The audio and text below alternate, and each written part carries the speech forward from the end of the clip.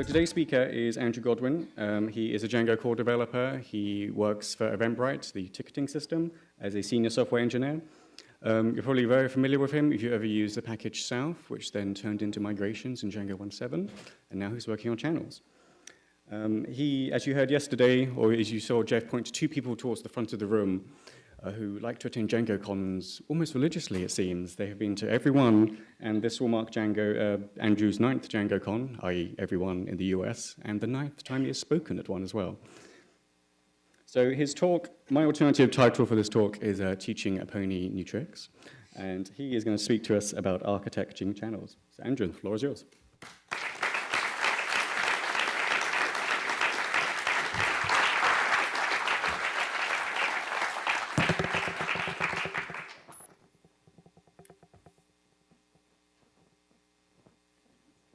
There we go. Fantastic. Thank you very much, Craig. And hello, everybody. Hope you had a good night last night and good morning. So I am here to talk to you about channels. And to warm you up, a bit of light audience participation. Who here has heard of channels at all? Put your hands up. It's about, I say 95% of the room. Who here has used web channels so far? It's about 20 people. And who here has used WebSockets at all in any capacity? That's about, I'd say, one-third. So yes, as I said before, I'm Andrew Godwin. I'm a Django core developer. I'm a senior software engineer at Eventbrite as well.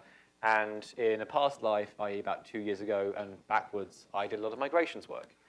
And what I want to talk to you today is entirely unrelated. It's about channels. But first, a bit of history that mixes in with that. So in 2010, I was deep in the throes of Django development, and also at this point, not a Django core developer. And this is when I first encountered WebSockets. And I sort of ran across them, I think randomly. They were still in development at this point. The spec wasn't finalized, it kept changing. They kept like fiddling with security features. And my first exposure was sort of in an attempt to try and do like games programming on the web or some kind of interactive site. And this is still very early in the web's development for me at least. And part of that was sort of like, well, I wasn't sure what was going on. I wasn't sure how Python would work with it, but I was trying to figure out a way to run Python with WebSockets. And if you saw the talk yesterday about channels, you know that Python by itself is not very well designed for WebSockets. It's a protocol that encourages long-lived stateful connections on the orders of thousands per machine. Python doesn't have a good threading model that matches that. Like, Python has threading, but it's not particularly efficient at that kind of scale. And so my first port of call was Eventlet at the time. You know, G-Event is now more popular, I'd say, but at the time, Eventlet was quite popular too. And I sort of took to the Eventlet. They had some old WebSocket code. I went in there and fixed it up. Like I have like 3 commits back in 2010 on the code base for Eventlet for this one thing. And I fiddled around with it for a bit, and it was quite fun. I got some stuff working, but there was no real need for it. I couldn't see the use for it. And so, you know, time moved on. Come 2012, and the thing that happened that really sort of piqued my interest was the announcement of Meteor. So who here has heard of Meteor? Hands up. Oh, it's a good like 60% of you. So Meteor is a JavaScript-based framework that basically has sort of native data binding interface, right? Like you can make a website and then just drag things around on one screen. They just mysteriously rearrange on the other screen. And this is just a feature that comes with it by default. And I saw this and I was like, oh, there's a good use of WebSockets. Like there's finally a sort of good demonstration of what they meant. And Meteor itself has grown and gone since then, but it is still in JS. It does use Mongo as its backend data store, and I have opinions on MongoDB that I'm sure you can imagine what they are. And so while it's a lovely idea, it's not quite what I was looking for Django, obviously. Come 2014, I am coming towards the end of the migrations project in Django, like the moving south into Django as it were. That actually was a full rewrite, but still was kind of moving the concept in. And so again, like I had a bit of free time, which was kind of a rarity at this point, saying, well, what interests me next? What am I looking for? And so at this point, I started looking at in sort of full detail, what would it mean for Django to do WebSockets? Like what would the usage be? How do we even implement it? Is it even possible? And so my first version of this was codenamed Django on Air, but this has never been released. It sits on a folder on my machine somewhere. I should probably dig it out.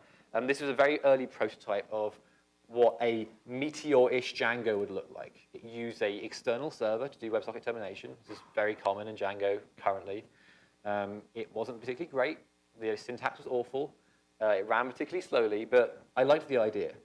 And then the following year, 2015, I sort of kept going with the idea and refined it and sort of rewrote the idea. And then 2015 is when I first announced Channels. And if you want to know what Channels is in full detail, the talk from yesterday or my talk from PyCon is a good move for that. And this talk is much more about like, what is Channels aiming for? What is the vision of Channels? And like, what does it even mean? Because a lot of people think that Channels is just for WebSockets, that it is a means to bring WebSockets to Django, then we're done, move on, everything's fine. That's not true. Channels was indeed born from things like Django on air, my attempt to bring WebSockets into Django, but it has become much bigger than that. And like today, I hope to show you a bit more of what the scope is and what the possibilities are with Channels. So underlying all of this is what I call the real hard problem. So if you saw my talk at PyCon, I touched on this briefly, but today I want to go into it in a bit more detail. So a lot of people think, well, WebSockets, they're not that hard. We just, we'll bring in async.io or something, we'll tie in an event loop, then we'll just do socket termination. Autobahn is a great library for that. I recommend it heavily. What's the problem there? Like, it's tricky, but we can engineer it all right. And I agree, that bit is very easy. But that's not the real hard problem. The real hard problem is asynchronous coordination. And I'll explain what that is in a bit more detail. But before I do that, I want to first look at what do you use WebSockets for? Because a lot of this, what I'm about to explain to you, is not driven from an initial design, it's driven from a revised design of designing a thing, trying it out with ideas and examples and real projects, and realizing that the problem that I solved initially wasn't the hard problem. The hard problem was hiding somewhere underneath. So why do you use WebSockets? Well, first of all, you don't always use them. They're not some kind of magical panacea that solves every problem you might have. They're pretty great, I think, personally, but they won't solve like your standard like rendering the page issues and that kind of stuff. And they're an architectural consideration. An architecture is all about trade-offs. If anybody ever tells you that a piece of software or a solution fixes all your problems, they are lying to you, don't listen to them.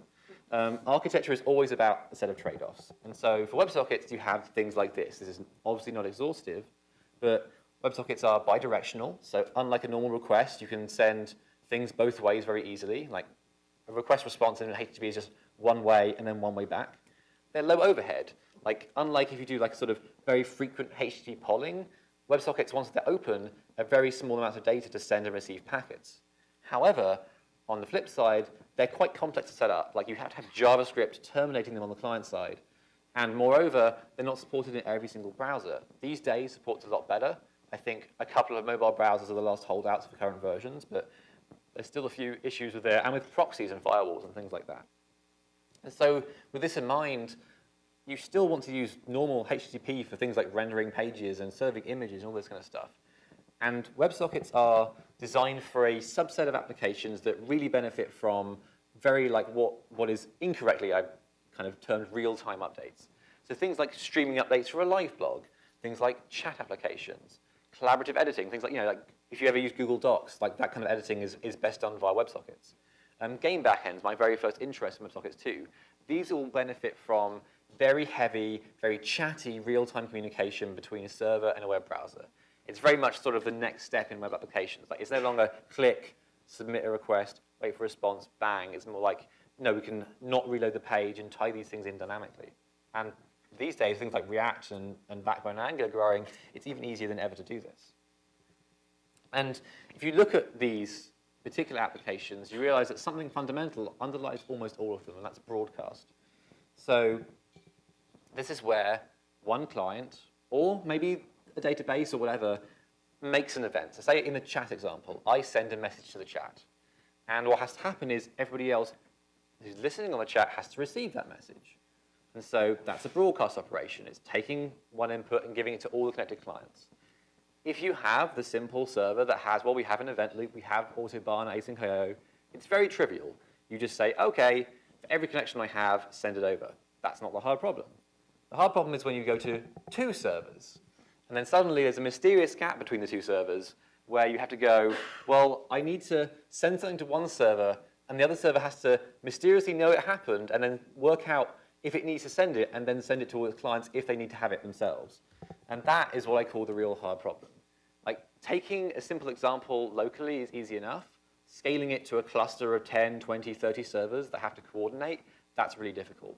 And that's the problem I ran up against in 2014 with On Air, that I was like, we need to step back and solve this problem more directly. And so Channels is not just a WebSocket solution. The underlying key part of Channels is it's a foundation for running services like this at scale.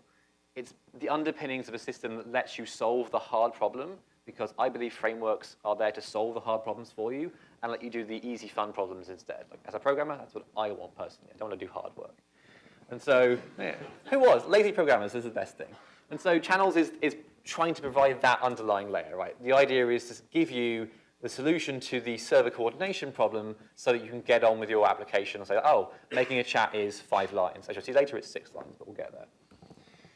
And if you think about what this means, and I'll show you in the rest of this talk, this actually brings a lot more than WebSockets. So WebSockets are one of the obvious uses for this, but there's also things like task offloading. So I'm sure a lot of you use Celery.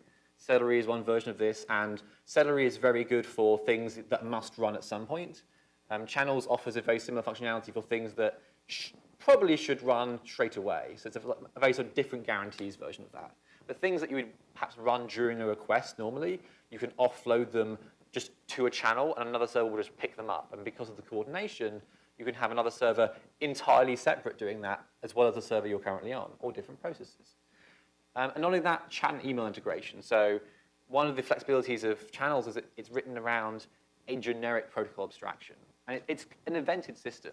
And so, sure, there's events for WebSockets, for sending and receiving things, connection and disconnection, but you can tie in things like, oh, I got a chat message, or send a chat message, or I received an email. And similarly, you can inject these into a cluster of servers that runs Channels, and they get handled correctly. Other things that are very popular, things like Internet of Things protocols. MQTT is a popular example here. If you are in the industry, that made sense to you. If not, I'm sorry. But these are things where, like, small embedded devices talk specialized, like, low bandwidth protocols to servers. Django, again, isn't very good at understanding these because it's so tied to this HTTP request response model. And so part of Channels is breaking open that seal. So I said it's a hard problem. I'm sure some of you believe me. Thank you for trusting in me. But let's look at why, because I like explaining things in a bit more detail. So when one is faced with scaling WebSockets in particular, they are possibly the worst case of network engineering scaling. They are stateful, which means that they open and sit there open for potentially days at a time. Like, you know, you can't just load balance them across servers randomly, because if everyone connects at like 8 p.m. for like some kind of sports game and then it just sits open for a while, if you routed it incorrectly, they're all on one cluster. And you can't just cut them off and reroute them without cutting off the connection. So that doesn't help. Not only that, you have internal network issues. So with this coordination I showed you, you could just broadcast everything multicast to the entire network that you're on, which is great until you realize that you only have like a 1 gigabit Ethernet cable on all the servers. And trust me, with a couple of servers, you can easily saturate that, because the more you add, it gets exponentially more complex than they try to send to each other. And finally, you get bottlenecks. So not just in the networking, but if you say, OK, well, we'll solve the networking issue by having a centralized server to send things through. Well, now, great, congratulations. You have a single point of failure. Well done. That's fantastic for you. So yeah, these are all considerations that, like, you know, and as you get through the process, you hit each of these in turn and go, well, I've solved it by having a central server. Oh, it's a single point of failure. Well, I've met that. Oh, now the network's saturated. And so this is the sort of problem that I think Channels and Django in general should be solving for you, because these are generally problems that benefit from very focused expertise that I do not expect most programmers to have. Like, you should understand the concerns here, and that's good programming, but you shouldn't be able to sit down and write a good cross-network sharded message delivery system in a few weeks. That's not something I expect you to do generally as programmers. And so Channels is built on this abstraction that lets you send things between servers. And in particular, it's a little bit more than just channels. So there are 5 key endpoints in Channels. This is basically the entire basic API of Channels written as English. So you can send to a channel. You can receive from channels. You get to send more than one, in fact. You can send to a group. And a group is just a collection of channels. So you can add and remove them from groups. And so sending and receiving from channels is the first hard problem. So say I have a WebSocket on box A. and I'm sending stuff to somebody who's connected on box B, Channels knows that when you send to channel B, to go onto the network, hop across, and go to that box. It solves that routing problem for you. But moreover, if I'm sending to a room of people, and they're all in a group called room A, when I send to group room A, Channels knows to go to that group, expand the channel list, send the right channel message to each server, and then deliver it to all the people. And that's solved for you. That's the key part of Channels. And it's not just done from Django. It's a Python-level abstraction. So yes, you can do it from Django. You can do it from the web server, which is the way, so as a bit of background, Channels runs as two processes usually. DEFNA, which is a server that takes HTTP and WebSockets and makes them into messages on the channel layer. And then Django reads off the channel layer and then executes those messages. So it's kind of a separate process.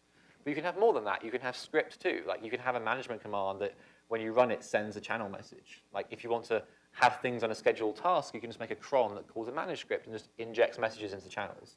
So it's a very flexible way you can call it from. And of course, part of Django is that Django is very good at getting out of your way or letting you change things if you want to. And so the very first prototype of this was built on Redis. And the idea is that every single process has a local abstraction layer, which is codenamed ASGI. And that's where you call those API methods on. And then they use Redis to communicate. And the first version was like this. It works pretty well. And this is still the basic deployment we recommend.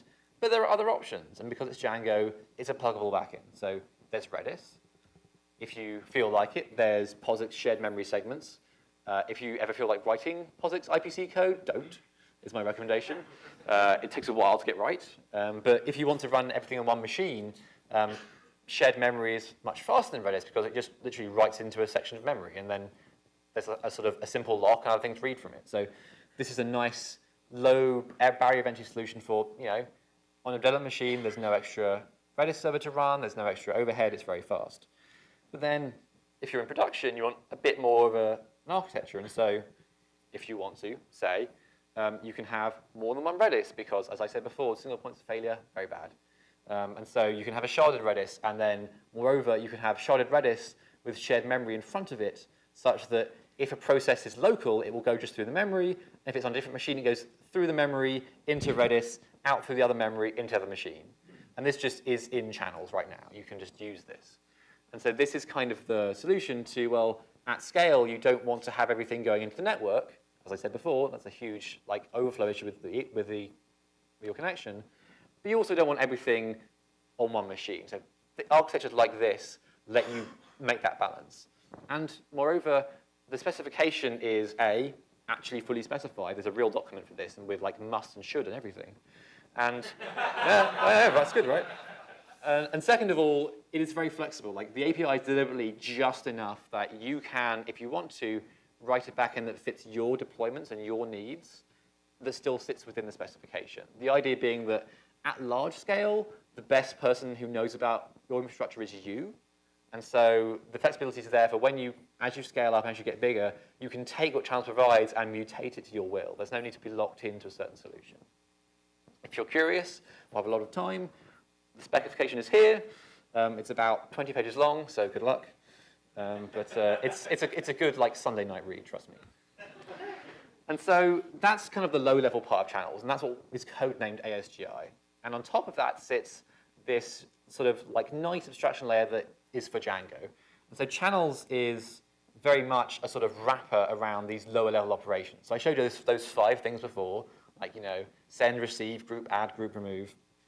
And Channels is very much the Django nicety layer around all of this stuff. It's part of a larger whole.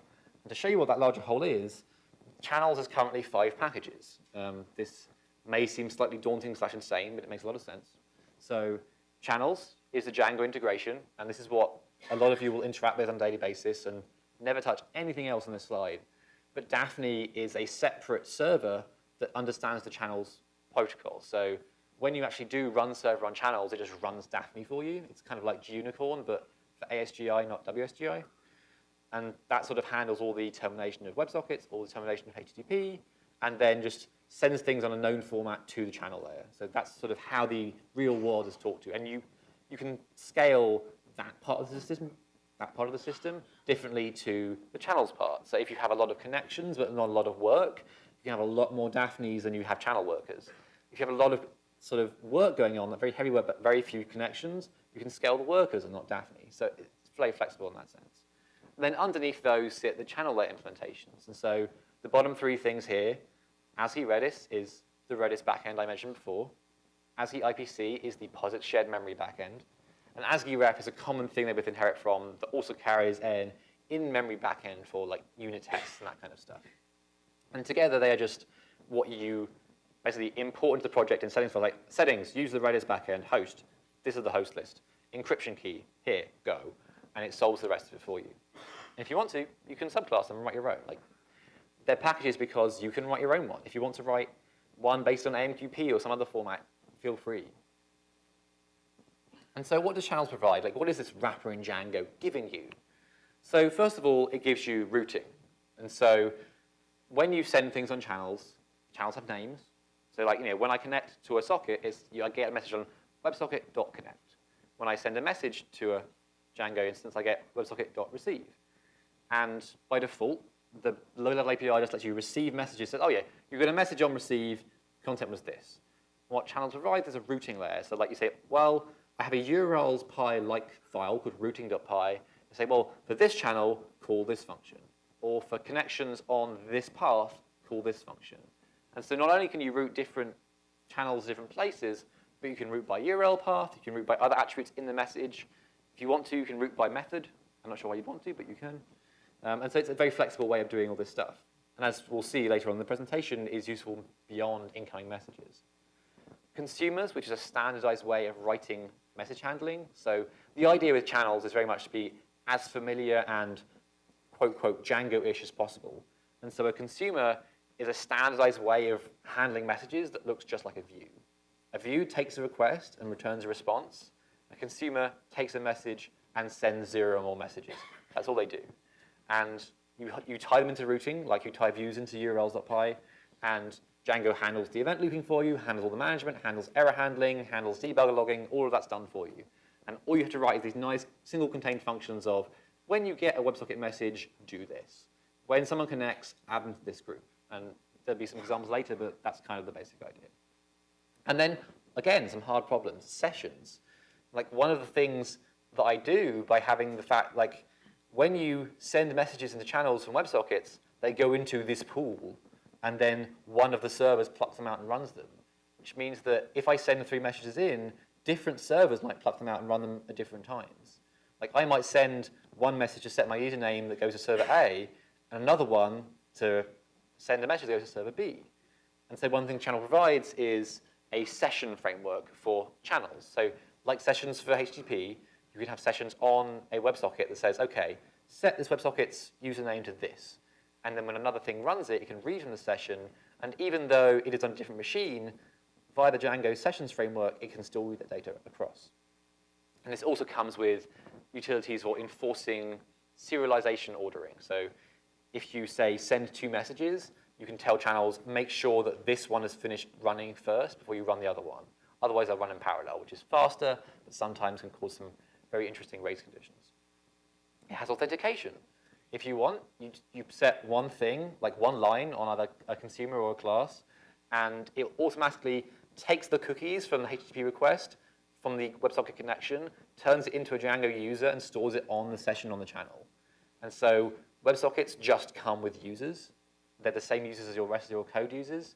You can do the same stuff on them. You can ask for permission checks. It's all the same. And so by default, you get good authentication and permission checking on WebSockets, which is something a lot of frameworks don't provide. And then finally, there's some handy helpers around it. Things like I said, run server, when channels is installed, just runs a run server that handles WebSockets. Like, run server is suddenly this thing that runs things in parallel, handles WebSockets, is fully flexible. There is a run worker command that wraps running a process that runs commands for you. And a lot of this stuff is covered in much more detail in the rather extensive documentation I've spent a lot of time writing. So if you're interested, that's all there. But let's try and have a bit more of a concrete example. Let's look at making a chat, because it's the very easiest thing to show off, but it's the shortest one. So this is all you need to do a chat in channels. As I said, it's 6 lines. You say, when someone connects, you add them to a group called chat. When someone sends a message, you send a message to that group. And when someone disconnects, you remove them from the group. The last 2 lines are, by the way, optional. They just make it more efficient. So really, it's 4 lines, technically. But I like some nice, clean code. And so you write these lines in a consumers.py file. You hook them up in routing like this. That's it. When you launch one server, the chat will work. You have to write some JavaScript, but that's easy, right?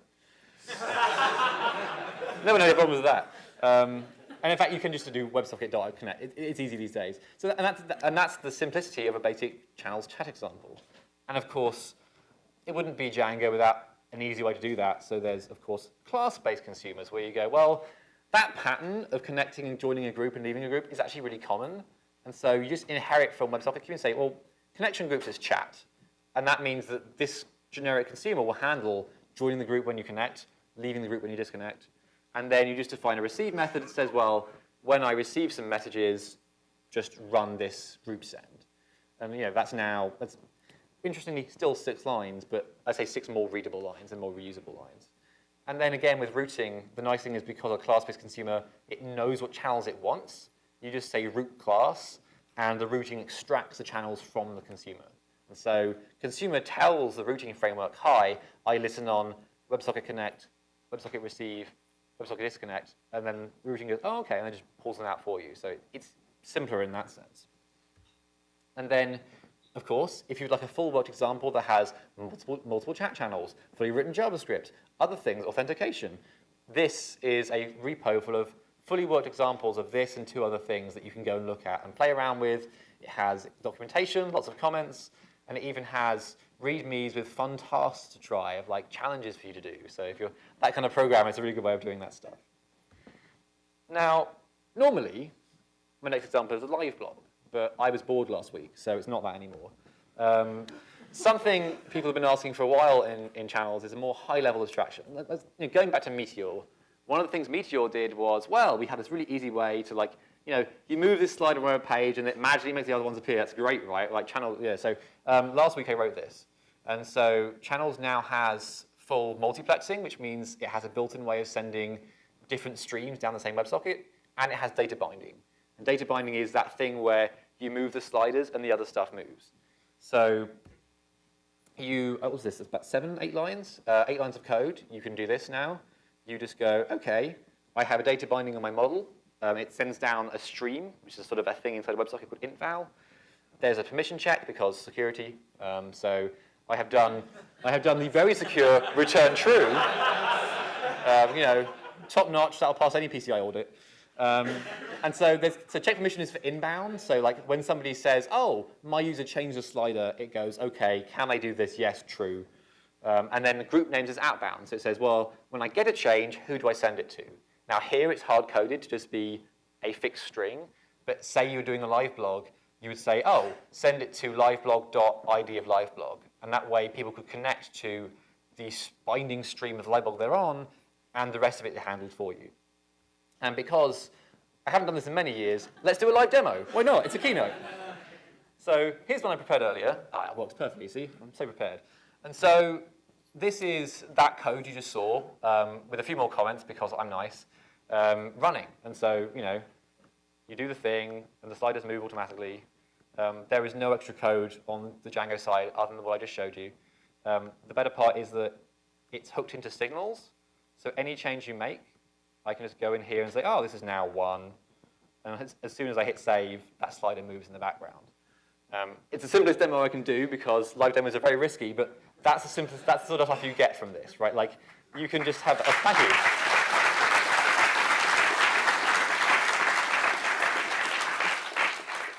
And so that's, I think, the power of channels. And like one of the things I always struggled with was, where should channels sit on that spectrum? And like for a long time, I was like, well, really somebody else should write this package because it's a bit too opinionated for Django. And then I realized, like, well, Django's job as a framework is to be a bit opinionated and to have a common pattern. And so having this in there lets you do. And I will point this out. The binding framework is fully subclassable. It is not just WebSockets. You can do whatever you like with it, but having a nice common one in there, I think, will really help Django. That, like, you can go away today and write a live blog in about 10 lines of code that just uses this framework.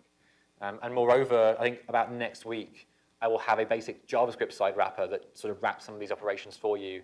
But it's very framework agnostic. I do not wish to pick a side in the JavaScript wars. But it lets you do things like has the stream separation for you and does reconnection for you. And that'll be part of it as well. And so, again, that thing you just saw is in the examples repo with more comments and challenges and things for you to do as well. One thing I didn't even show you is that you can change the names live, and those change too. It's fun. And so this is kind of, I pushed that this morning because I thought I should have something to show off here. It's pretty stable, but it's not entirely finished yet. The JavaScript stuff is still to come. But this is kind of like one of the last things before Channels 1.0 is like getting this kind of stuff in place. And hopefully when we land there, we're going to have good support for like things you want to do, like WebSockets and data binding and that kind of stuff, but also good low-level support for other protocols. And let's look at that in a little bit more detail. And so I mentioned at the start of the presentation that I was like, oh, you can do email and chats and all these kind of things, MQTT. What does that mean? Well, if we look at the way Channels works, as I said before, it makes things into single events. Like Channels is an evented system. That's all it does. And so for WebSockets, it says, well, the events are connect, receive, disconnect, and send. It's pretty simple. And you can do the same for other protocols, like emails, where you send them and receive them. So we could have a server, a bit like DEFNA, but for email. When someone sends you an email, puts a message onto a channel called email.receive. And then we can have another channel called email.send, where you put messages and they get delivered. And then suddenly you have the same thing I just showed you for WebSockets, but for email. You can have routing on email. You can route by domain. You can route by subject. You can do all of this stuff. You can have consumers on email. And suddenly you have, inside Django, an email answering system that can live in apps next to your other code if you want to. You don't have to, of course. You have something like Slack. Slack has messages. You receive them. You send them. You have things like join and leave notifications. You can do that kind of stuff similarly as well.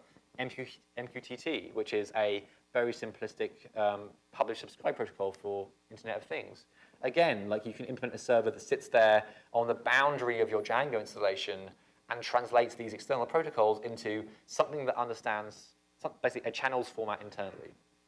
And what this is kind of doing is, Channels is not this generic messaging task solution. It is very much a coordination layer for doing messaging between servers, like for writing complex systems in the age of the modern web that work across a cluster, that let you write code in a sensible way, that won't deadlock, all that kind of stuff.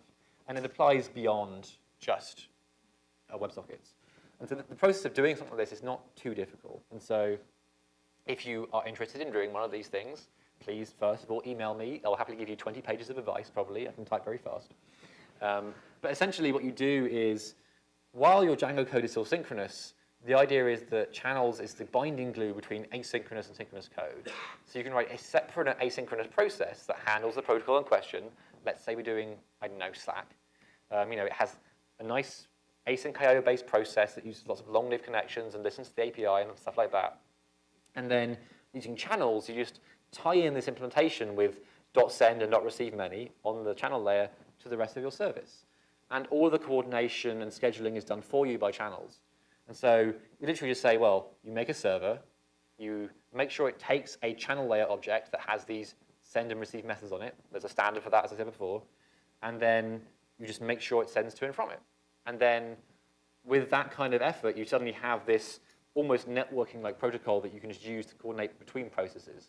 Like if you use multiprocessing in Python, it's like that, but without the sort of spawning element in a way. And then once you've written this server, and presumably you have, I would hope, at least have some kind of scrawled spec on the back of a napkin of what the messages mean. I recommend at least something.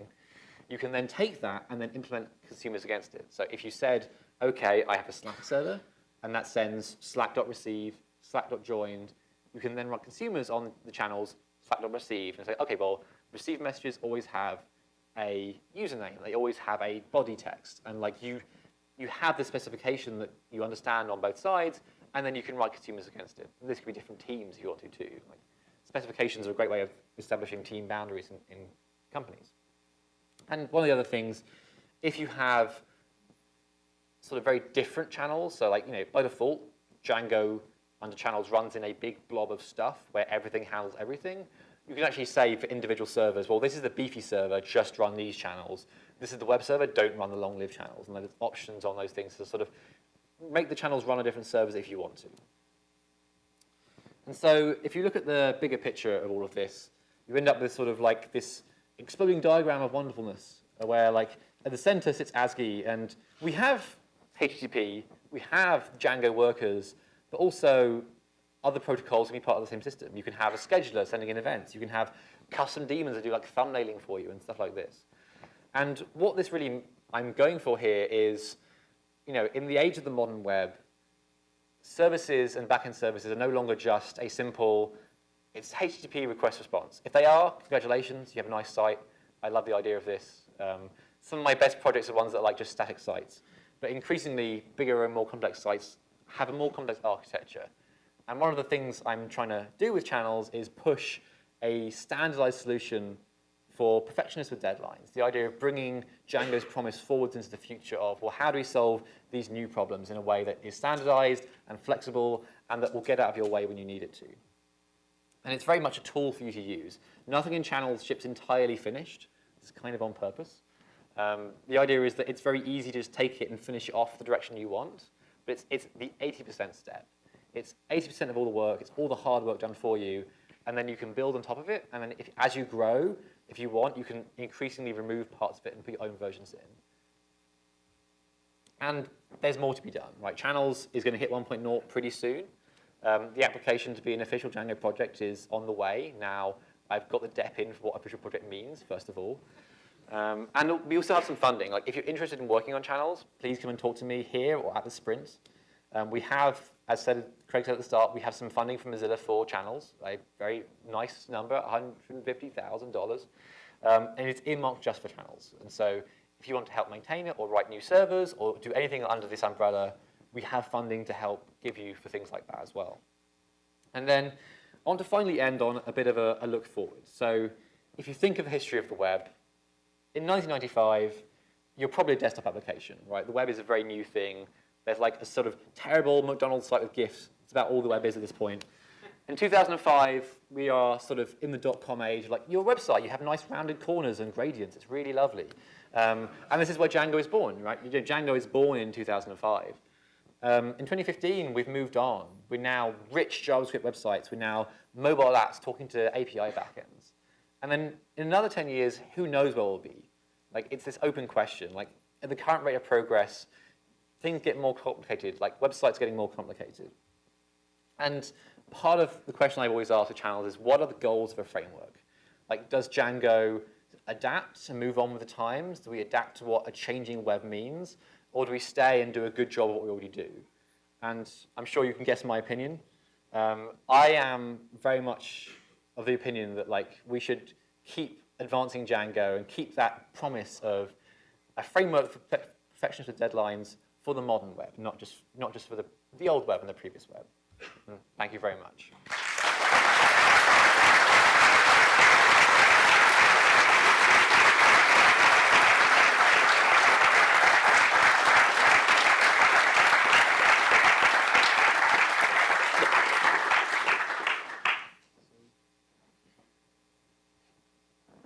So we have some time for questions. We do. If you'd like to come to the mics at the front, either side of the front of the room. Your data binding example, that was super cool. Did you just write to the database 20 times though while you dragged that slider up? Yeah, that's what happens. So this is the thing, right? Like, Django is built around relational databases, and so unfortunately, we don't have the advantage of another data store we can use. Now, if you had another store that used the ORM abstraction, which we have the specification for now, it would also work against that, like the admin does. But in that example, yes, Postgres was getting right. But in the general case, like, the number of applications where you do that kind of slider interface, that's a good demo, right? It's usually like a live blog or a chat, and you do want a backing store in that case. So yeah, you're right. Over here. Do you see ASGI turning into a PEP? It is written in the PEP style. I cannot confirm or deny that was the intention. I would like to eventually. So like, I believe that in proof by implementation first. So like when I'm happy with it and it's working well, I will then take it to the and also I've talked to some Flask people initially, but I reached out to other frameworks in Python and say like, well, does this work for all of us? Can we agree on this as a step forward? I would love it to be a Python-wide thing as well. Hi, I'm not sure I understood all the features, but my question is, this is an event system. Does this provide what for me is the holy grail of guaranteed delivery and of a high availability system? So when you have an event, you have two options. You have at most once or at least once. Now, Channels is at most once, in that it is, when it fails, it does not deliver. The other option is when it fails, it delivers twice. There is no holy grail in the middle, unfortunately. In all my testing, it always received 100% reliability because I'm not sitting there pulling cables out. It generally is very reliable, but as an engineer, I must say that when it will fail with non-delivery. That is the design. And I guess the other thing, I saw persistent sessions. So yes. I was thinking, oh, if I close my browser and I come back, I'm going to get the message? No, so that's persistent on a socket. So the idea is that a socket is a continuous thing, but the serving system is a set of separate servers, and so it makes sure that the socket as a single entity still has a persistence layer at the other end. But yeah, if you want, sessions in that sense are HTTP cookies, right? And like you cannot set those from sockets, unfortunately. But what you can do is do things using JavaScript and local storage, but that gets into the more complex end of things. No problem. Do you have any big features planned for the 1.11 integration? Not yet. Like all the features that I am planning are just in the external version. And also 1.11 is still a target. We're not even released 1.10 yet, so we'll see. But the idea is generally like channels will hit 1.0 as an external project, and will continue as that for at least a while. Like whether it rolls into core or not ever is a question. Like in many ways, Django core has wanted to roll things out of core for a few years. And so this may prove the first example of that. What we will do, though, is like start mentioning it more in the official documentation and that kind of stuff, and like making it obvious that it exists, but not making it perhaps fully core. We'll see. It really depends. Thank